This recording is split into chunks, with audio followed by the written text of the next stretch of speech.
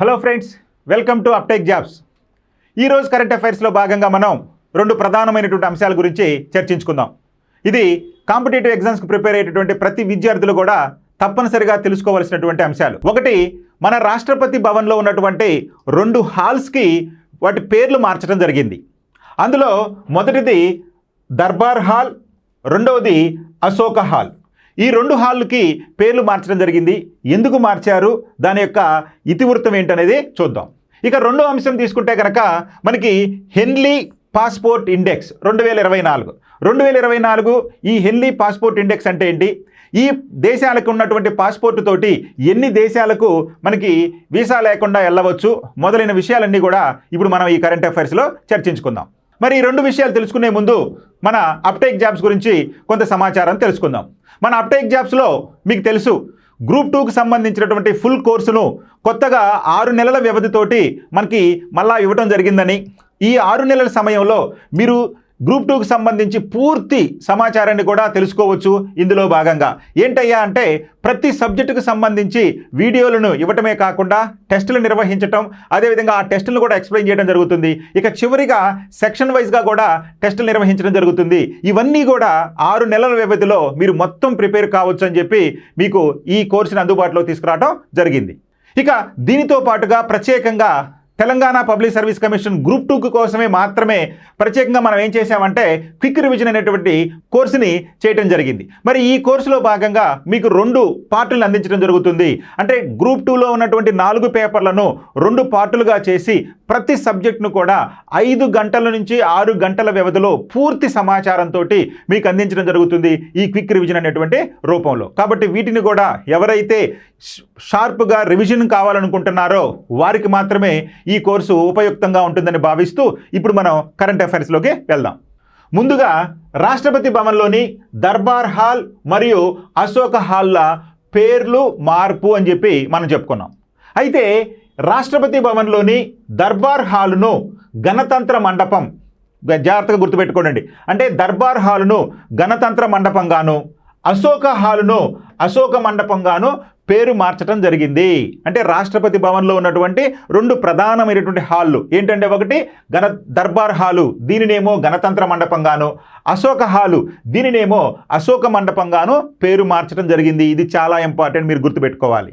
అయితే వీటి యొక్క విశిష్టత ఏంటి, దర్బార్ హాల్ని దేనికి ఉపయోగిస్తారు, అశోక హాల్ని దేనికి ఉపయోగిస్తారు గతంలో, లేదా దేనికి ఉపయోగిస్తారు వీటిని అనేది మనం ఇప్పుడు తెలుసుకోవాలి. మరి రాష్ట్రపతి భవన్లోని ఈ దర్బార్ హాలులో జాతీయ అవార్డుల ప్రదానోత్సవం జరుగుతుంది. అదేవిధంగా ప్రభుత్వాల ప్రమాణ స్వీకారోత్సవాలు జరుగుతాయి. అదేవిధంగా భారత ప్రధాన న్యాయమూర్తుల ప్రమాణ స్వీకారాలు జరుగుతాయి. ఇవన్నీ కూడా ఎక్కడ జరుగుతాయి అంటే దర్బార్ హాలులో జరుగుతాయి. రాష్ట్రపతి భవన్లోని దర్బార్ హాలులో ఏ సంఘటనలు ఏ ఫంక్షన్స్ జరుగుతాయి అంటే, ముందుగా జాతీయ అవార్డుల ప్రదానోత్సవం. జాతీయ అవార్డులు ఎవరు ప్రదానం చేస్తారండి, రాష్ట్రపతి ప్రదానం చేస్తాడు. ఎక్కడ ప్రదానం చేస్తారండి, తన అధికార నివాసమైనటువంటి రాష్ట్రపతి భవన్లోని ఉన్నటువంటి అనేక హాల్స్లో దర్బార్ హాల్లో ఈ జాతీయ అవార్డుల ప్రదానోత్సవం చేయడం జరుగుతుంది. ఇది బాగా గుర్తుపెట్టుకోవాలి, జనరల్ నాలెడ్జ్కి ఇంపార్టెంట్ పాయింట్.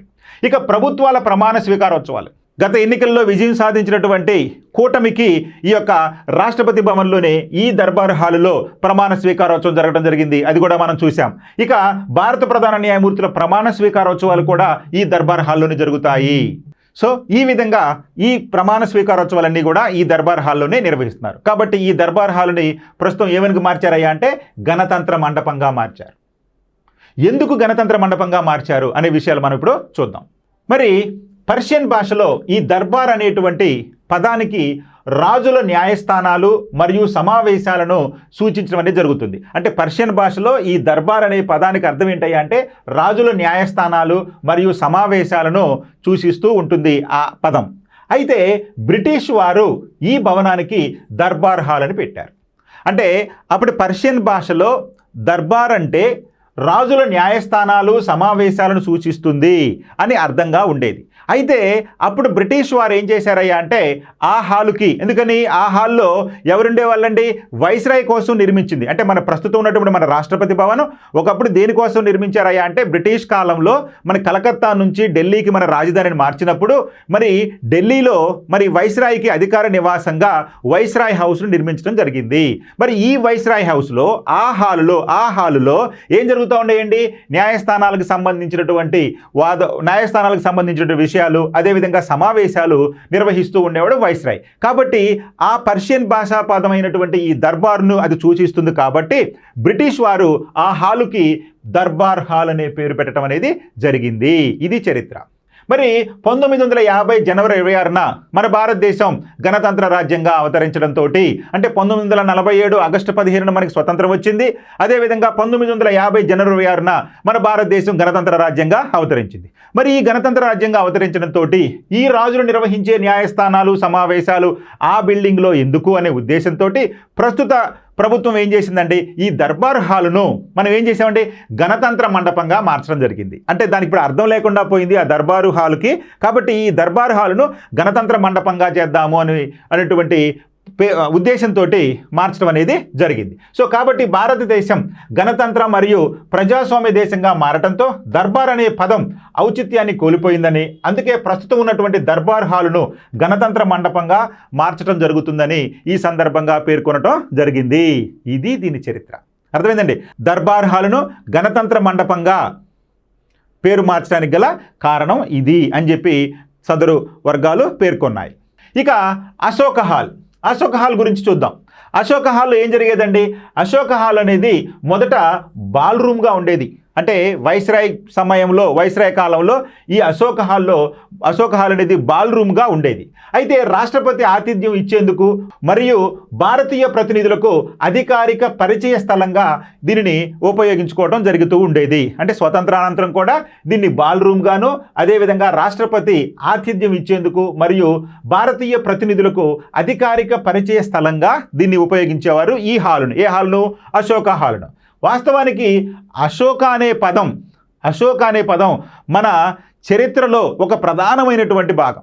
ఎందుకయ్యా అంటే అశోకుడి దగ్గర నుంచి కూడా, అశోక చక్రవర్తి దగ్గర నుంచి కూడా మనకి ఈ అశోక్ అనే పదాన్ని మనం తీసుకోవడం అనేది జరిగింది. చూడండి ఎక్కడెక్కడంటే ఈ అశోక్ అనే పదం అన్ని బాధల నుండి విముక్తి లేదా ఏ దుఃఖం లేని వ్యక్తిని సూచిస్తుంది. అంటే అశోక అనే పదము ఏ బాధలు లేనటువంటి లేదా విముక్తి లేదా ఏ దుఃఖం లేనటువంటి వ్యక్తిని సూచిస్తుంది. అదేవిధంగా అశోక చక్రవర్తిని కూడా సూచిస్తుంది. మన భారతదేశ చరిత్రలో అశోకుడు ఒక మహోన్నతమైనటువంటి చక్రవర్తిగా మనం చదువుకున్నాం. ఆయన పేరును కూడా సూచిస్తుంది ఈ అశోక అనే పదం. ఇక మన జాతీయ పతాకంలో ధర్మానికి గుర్తుగా ఉన్నటువంటి అశోక చక్రాన్ని కూడా సూచిస్తుంది. మన మూవెన్నెల జెండాలో ఉన్నటువంటి చక్రం, సారనాథ్ చక్రం అంటాం కదా, ఆ చక్రంలో ఉన్నటువంటి దాన్ని ధర్మానికి గుర్తుగా ఇది చక్రాన్ని కూడా సూచిస్తుంది ఈ అశోక అనే పదం. ఇక ఈ పదం భారతీయ మత సంప్రదాయాలు, కళలు మరియు సంస్కృతిలో లోతైన ప్రాముఖ్యత కలిగినటువంటి అశోక వృక్షాన్ని కూడా సూచిస్తుంది.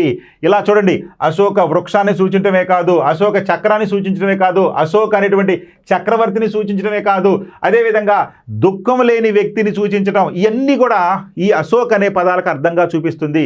సో వీటన్నింటినీ దృష్టిలో పెట్టుకొని అశోక హాల్ అనే పదానికి బదులుగా అశోక మండపం అనేటువంటి పేరును మార్చడం జరిగింది.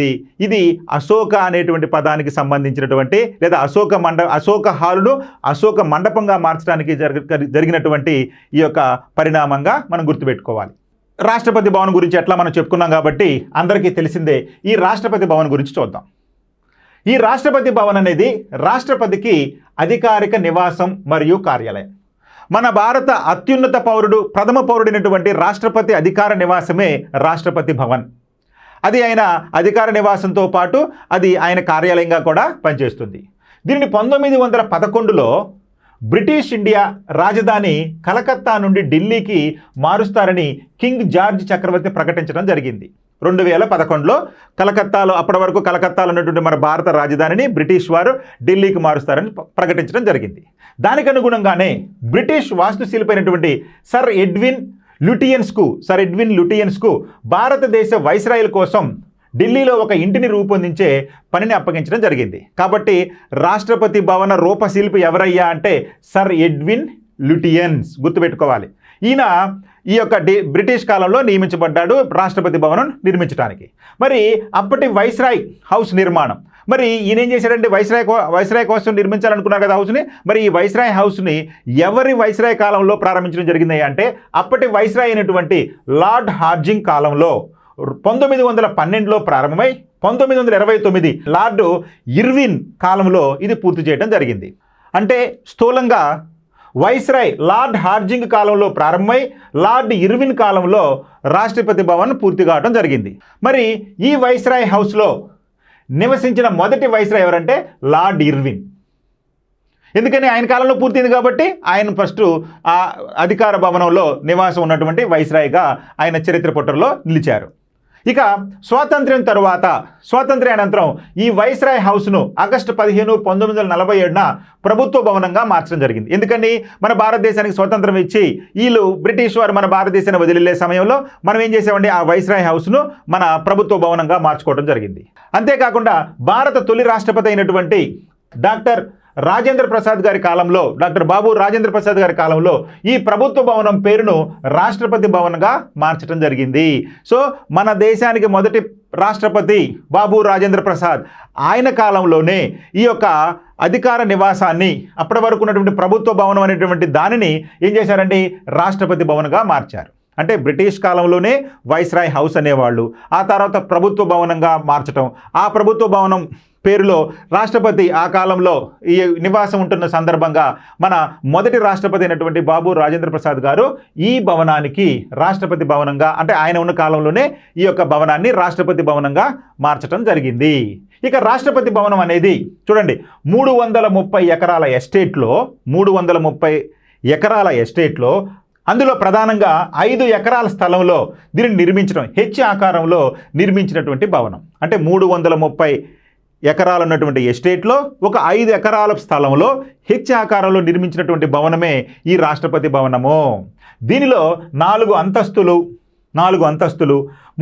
340 గదులు, 2.5 కిలోమీటర్ల పొడవైనటువంటి కారిడార్లు మరియు మొఘల్ గార్డెను మరియు 190 ఎకరాల తోట ఇవన్నీ కూడా భాగంగా ఉంటాయి ఈ రాష్ట్రపతి భవనం. అంటే రాష్ట్రపతి భవనంలో మొత్తం ఆ ఎస్టేట్ మొత్తం ఎంత అయ్యా అంటే 330 ఎకరాలు. ఇది ఏ ఆకారంలో ఉంటుందంటే హెచ్ ఆకారంలో ఉంటుంది. మరి ఇందులో 4 అంతస్తులు దీన్ని నిర్మించడం జరిగింది. అంతేకాదు ఇందులో ఈ భవనంలో ఈ 4 అంతస్తుల భవనంలో ఎన్ని గదులు ఉన్నాయా అంటే 340 గదులు ఉన్నాయి. మరి ఎన్ని కిలోమీటర్ల పొడవైనటువంటి కారిడార్లు ఉన్నాయా ఈ 4 అంతస్తుల్లో అంటే 2.5 కిలోమీటర్ల పొడవైనటువంటి కారిడార్లు ఉన్నాయి. అంతేకాదండి మొఘల్ గార్డెన్ చాలా ఫేమస్. మొఘల్ గార్డెన్ అనేది కూడా, అంటే ఈ 330 ఎకరాల ఎస్టేట్లో మొఘల్ గార్డెన్ అనేది కూడా ఏర్పాటు చేయడం జరిగింది. దానితో పాటుగా ఒక 190 ఎకరాల్లో తోటలు కూడా పెంచడం జరిగింది. ఈ మొఘల్ గార్డెన్ కాకుండా ఇతర గార్డెన్లు కూడా పెంచడం జరిగింది 190 ఎకరాల విస్తీర్ణంలో భాగంగా. ఇది మొత్తం కూడా రాష్ట్రపతి భవనం గురించినటువంటి వివరాలు. మరి ఎట్లా రాష్ట్రపతి భవనం గురించి చెప్పుకున్నాం కదండి. ప్రస్తుత రాష్ట్రపతి అయినటువంటి ద్రౌపది ముర్ము గారి గురించి చూద్దాం. ఈమె ప్రస్తుత రాష్ట్రపతి అయినటువంటి ద్రౌపది ముర్ము గారు 2వ మహిళా రాష్ట్రపతి. మన దేశంలో మొదటి మహిళా రాష్ట్రపతి ప్రతిభా పాటిల్ గారు అయితే 2వ మహిళా రాష్ట్రపతి ఎవరయ్యా అంటే ద్రౌపది ముర్ము గారు. ఈమె జూలై 25, 2022న రాష్ట్రపతిగా ప్రమాణ స్వీకారం చేయడం జరిగింది. ఎన్నవ రాష్ట్రపతిగా అండి 15వ రాష్ట్రపతిగా ప్రమాణ స్వీకారం చేయడం అనేది జరిగింది. ఈమె ఒడిశాలోని మయూర్భంజ్ జిల్లాలో ఉన్నటువంటి సంతాల్ గిరిజన కుటుంబంలో జన్మించినటువంటి మహిళ. సో ఈమె సంతాల్ గిరిజన తెగకు చెందినటువంటి మహిళ. మరి భారతదేశానికి 6వ రాష్ట్రపతి అయినటువంటి మన తెలుగువాడైనటువంటి నీలం సంజీవరెడ్డి గారు రికార్డును బద్దలు కొట్టి 64 సంవత్సరాల వయసులో భారత రాష్ట్రపతి అయినటువంటి అతి పిన్న వయస్కురాలుగా చరిత్ర సృష్టించింది. అంటే ఈమె కంటే ముందు అతి పిన్న వయస్కులో రాష్ట్రపతి అయినటువంటి వ్యక్తి ఎవరయ్యా అంటే నీలం సంజీవరెడ్డి గారు. కానీ ఈమె 64 సంవత్సరాలకే రాష్ట్రపతి అయ్యి నీలం సంజీవరెడ్డి గారి రికార్డును కూడా బదులు కొట్టడం జరిగింది ఈ ద్రౌపది ముర్ము గారు. మరొక ప్రధానమైన టాపిక్ ఏంటంటే హెన్లీ పాస్పోర్ట్ ఇండెక్స్ 2024. హెన్లీ పాస్పోర్ట్ ఇండెక్స్ అసలు ఏంటి? హెన్లీ పాస్పోర్ట్ ఇండెక్స్ దేని గురించి చెప్తుందంటే చూడండి, ఒక దేశం నుంచి మరొక దేశానికి వెళ్ళాలంటే ఆ దేశం నుంచి అనుమతి తీసుకోవాలి. మరి వెళ్ళాల్సినటువంటి దేశం యొక్క అనుమతి అనేది తీసుకోవాలి. మరి ఆ అనుమతిని ఏమంటారంటే వీసా అంటారు. అనుమతిని ఏమంటారండి? వీసా అంటారు. మరి అంతర్జాతీయ ఎయిర్ ట్రాన్స్పోర్ట్ అసోసియేషన్, దీన్నే IATA అంటారు, ఇంటర్నేషనల్ ఎయిర్ ట్రాన్స్పోర్ట్ అసోసియేషన్, అంతర్జాతీయ ఎయిర్ ట్రాన్స్పోర్ట్ అసోసియేషన్ డేటా ఆధారంగా లండన్లోని హెన్లీ అండ్ పార్ట్నర్స్, హెన్లీ అండ్ పార్ట్నర్స్ అనేటువంటి ఒక సంస్థ, హెన్లీ అండ్ పార్ట్నర్స్ అనేటువంటి సంస్థ 2024 సంవత్సరానికి గాను ప్రపంచంలోని అత్యంత శక్తివంతమైనటువంటి పాస్పోర్టుల జాబితాను విడుదల చేయడం జరిగింది. ఎవరండి విడుదల చేసింది? ఇదిగోండి, హెన్లీ పార్ట్నర్స్, హెన్లీ మరియు హెన్లీ అండ్ పార్ట్నర్స్ అనేటువంటి సంస్థ ఈ యొక్క జాబితాను విడుదల చేయడం జరిగింది. మరి ఒక దేశం తన పౌరులకు వీసా రహిత ప్రయాణాన్ని అనుమతించే దేశాల సంఖ్య ఆధారంగా ర్యాంకు నిర్ణయించడం పడుతుంది. మరి ఈ ర్యాంకు ఎలా నిర్ణయించబడుతుందండి? ఒక దేశం తన పౌరులకు, అంటే తన దేశంలో ఉన్న పౌరులకు వీసా రహిత ప్రయాణాన్ని అనుమతించే దేశాల సంఖ్య ఆధారంగా ఈ ర్యాంకు నిర్ణయించబడుతుంది. అయితే ఈ ర్యాంకులో, ఈ జాబితాలో సింగపూర్ దేశం, సింగపూర్ అనేది మొదటి స్థానంలో నిలిచింది. మరి Singapore passport most powerful passport అని చెప్పి ఈ హెన్లీ పాస్పోర్ట్ ఇండెక్స్ అనేది తెలిపింది. ఎందుకని? సింగపూర్ పాస్పోర్ట్ కనుక ఉంటే 195 దేశాలకు వీసా లేకుండానే ప్రయాణం చేయవచ్చు. ఒకవేళ మీ దగ్గర సింగపూర్ పాస్పోర్ట్ కనుక ఉంటే మీరు 195 దేశాలకు వీసా లేకుండానే ప్రయాణం చేయవచ్చు. కాబట్టి మోస్ట్ పవర్ఫుల్ వీసా ఏదయ్యా ప్రపంచంలో అంటే సింగపూర్ పాస్పోర్ట్ అని గుర్తుపెట్టుకోవాలి. ఇక రెండవ స్థానంలో నిలిచినటువంటి దేశం ఏదయ్యా అంటే, ఇక్కడ ఒక దేశం కాదండి, చాలా దేశాలు ఉన్నాయి. France, Italy, Germany, Spain, Japan పాస్పోర్టులకు సంయుక్తంగా రెండవ స్థానం దక్కింది. సో రెండవ స్థానం ఈ సంస్థ ఇచ్చినటువంటి ర్యాంకులో రెండవ స్థానం సాధించినటువంటి దేశాలు ఏంటయ్యా అంటే France, Italy, Germany, Spain, Japan ఈ దేశాలకు రెండవ స్థానం దక్కింది సమాంతరంగా. మరి ఈ దేశాలకు 192 దేశాలకు ఈ దేశాల యొక్క పాస్పోర్ట్ ఉంటే వీసా లేకుండానే ప్రయాణం చేయవచ్చు లేదా వెళ్ళొచ్చు. ఎన్ని దేశాలకంటే 192 దేశాలు. కాబట్టి రెండవ పవర్ఫుల్ పాస్పోర్ట్ ఏదయ్యా అంటే France, Italy, Germany, Spain, Japan దేశాలకు చెందినటువంటి పాస్పోర్ట్లు. రైట్. ఇక మూడవ స్థానంలో ఉన్న దేశాలు ఏంటయ్యా అంటే Austria, Finland, Ireland, Luxembourg, Netherlands, దక్షిణ కొరియా, స్వీడన్ దేశాలు పాస్పోర్ట్తో 191 దేశాలకు వీసా లేకుండా వెళ్ళొచ్చు. కాబట్టి ఇది మూడో స్థానంలో నిలిచిన ఈ దేశాలని మిమ్మల్ని అడగడానికి అవకాశం ఉంటుంది, గుర్తుపెట్టుకోవాలి. ఇక నాలుగో స్థానంలో నిలిచినటువంటి దేశాలు తీసుకుంటే Belgium, Denmark, New Zealand, Norway, Switzerland, United Kingdom మొదలైనటువంటి దేశాలు 4వ స్థానంలో ఉన్నాయి. ఈ దేశాలు పాస్పోర్ట్ తోటి, అంటే ఈ దేశాల యొక్క పాస్పోర్ట్ తోటి 190 దేశాలకు వీసా లేకుండా వెళ్ళవచ్చు. ఇక America, most powerful country in the world, America అగ్రరాజ్యం అయినటువంటి అమెరికా పాస్పోర్ట్ తోటి మనకి అమెరికా పాస్పోర్ట్ అనేది 8వ స్థానంలో నిలిచింది. మరి ఈ అమెరికా పాస్పోర్ట్ తోటి 186 దేశాలకు వీసా లేకుండా ప్రయాణం చేయవచ్చు. ఓకే, నెక్స్ట్ ఈ హెన్లీ పాస్పోర్ట్ ఇండెక్స్ ర్యాంకింగ్లో ఇండియా, మన భారతదేశం యొక్క పాస్పోర్టు 82వ స్థానంలో నిలిచింది. మన భారతదేశం యొక్క పాస్పోర్టు 82వ స్థానంలో నిలిచింది. మన పాస్పోర్టుతో ఇండోనేషియా, థాయిలాండ్, మలేషియా వంటి దేశాలతో సహా ప్రపంచంలో 58 దేశాలకు వీసా లేకుండా వెళ్ళొచ్చు. సో కాబట్టి మన దేశ పాస్పోర్ట్ తోటి మనం 58 దేశాలకు వీసా లేకుండా వెళ్ళొచ్చు. ఇది 2022లో 87వ స్థానంలో నిలిచింది, 23లో 84వ స్థానంలో నిలిచింది. ప్రస్తుతం 82వ స్థానం మెరుగుపరుచుకొని 82వ స్థానంలో మనం ఉన్నాం ప్రస్తుతం ఈ ఇండెక్స్లో భాగంగా. ఇక పాకిస్తాన్, మన పొరుగు దేశమైనటువంటి పాకిస్తాను 100వ స్థానంలో ఉంది. మరి ఈ పాకిస్తాన్ పాస్పోర్ట్ తోటి 33 దేశాలకు వీసా లేకుండా ప్రయాణం చేయవచ్చు. ఇక చివరి స్థానం దక్కించుకున్న ఆఫ్ఘనిస్తాన్ పాస్పోర్టు దీని వలన ఇది 103వ స్థానంలో నిలిచింది. చివరి స్థానంలో 103వ స్థానంలో నిలిచింది. మరి ఆఫ్ఘనిస్తాన్ పాస్పోర్ట్ ఉంటే కనుక 26 దేశాలకు మాత్రమే వీసా లేకుండా ప్రయాణం చేయవచ్చు. అదే మన పొరుగు దేశమైనటువంటి చైనా తీసుకుంటే ఇది 59వ స్థానంలో ఉంది. మరి మాల్దీవులు 58వ స్థానంలో ఉంది. సో చైనా 59వ స్థానంలో, అదేవిధంగా మాల్దీవులు 58వ స్థానంలో ఉన్నాయి. మన భారతదేశం 82వ స్థానంలో ఉన్నాం.